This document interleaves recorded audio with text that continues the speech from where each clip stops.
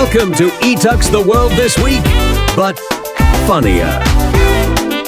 All right, welcome to ETUK's World This Week. This is where we grab the news by the ankles, shake out all the boring parts, and serve up what's left with a healthy dose of, well, reality.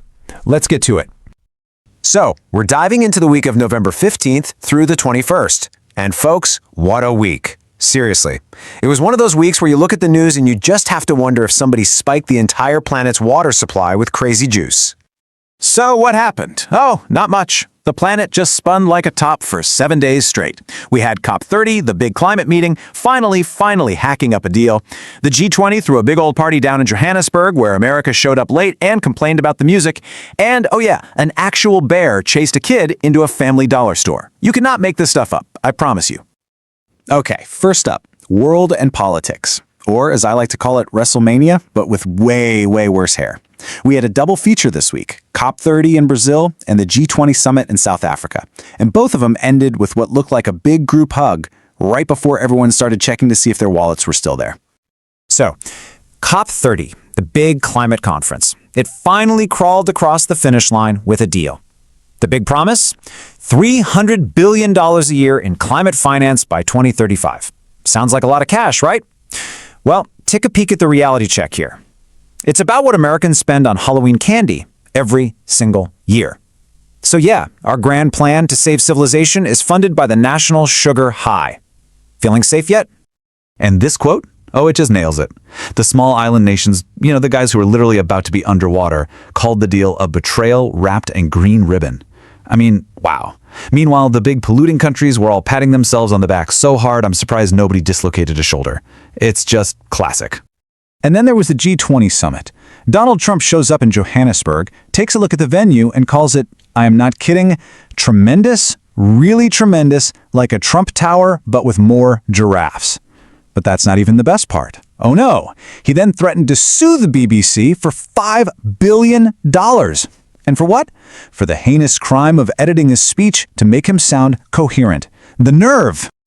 And speaking of the man, his secret Ukraine peace plan got leaked. Let's walk through this 4-step program to genius diplomacy, shall we? Step 1, just freeze the front lines, right where they are. Step 2, cut Ukraine's army in half. Why not? Step 3, let Russia just, keep all the land it stole. And the grand finale? Step 4, get a solid promise from Putin that he won't invade again, for at least a week or so. It's brilliant. And Putin's response?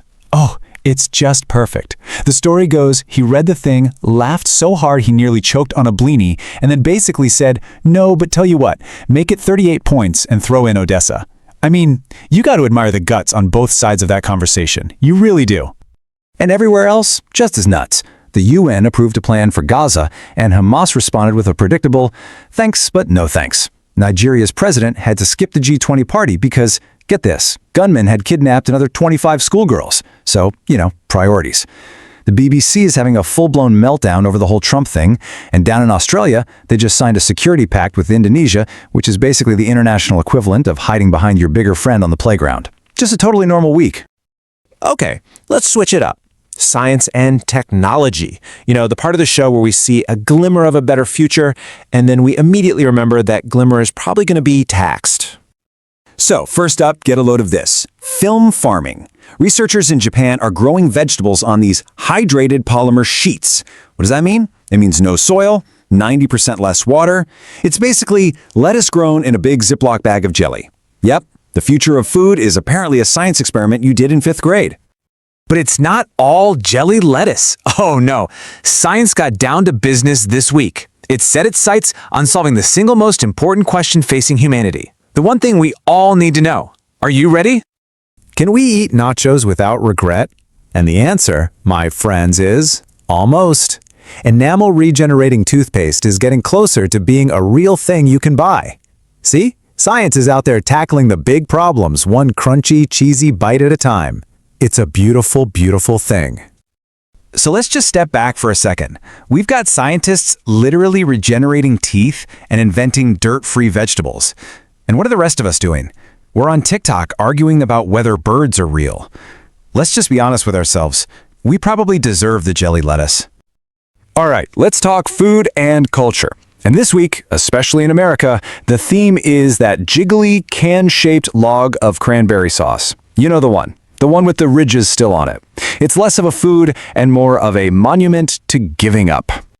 So let's see what's on the global menu.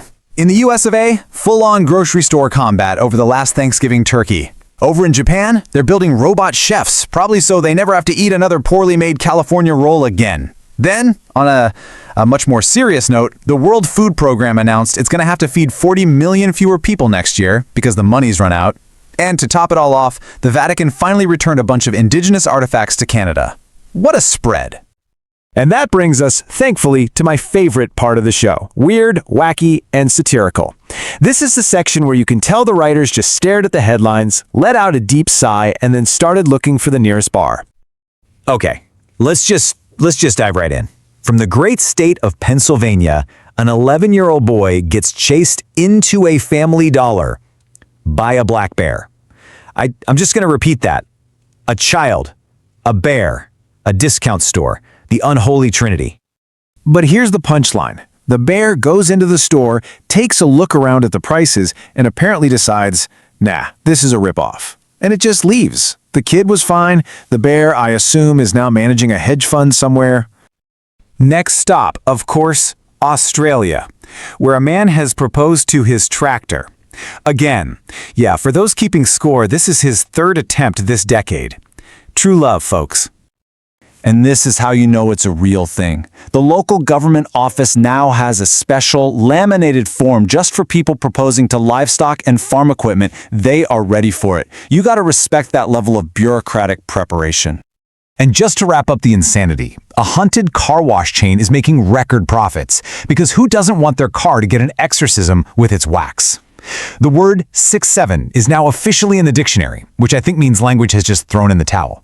And in Texas, a Cape buffalo turned the tables and hunted the hunter. You love to see it. And there you have it. Your week in a nutshell. We got diplomats trying to save the world, bears critiquing the economy, and tractors getting engaged. What's the takeaway? It's that humanity is still the only species on Earth that can invent something incredible like film-grown lettuce and then immediately use it to create a $40 salad that tastes like pure, unadulterated existential dread. I'll see you next week.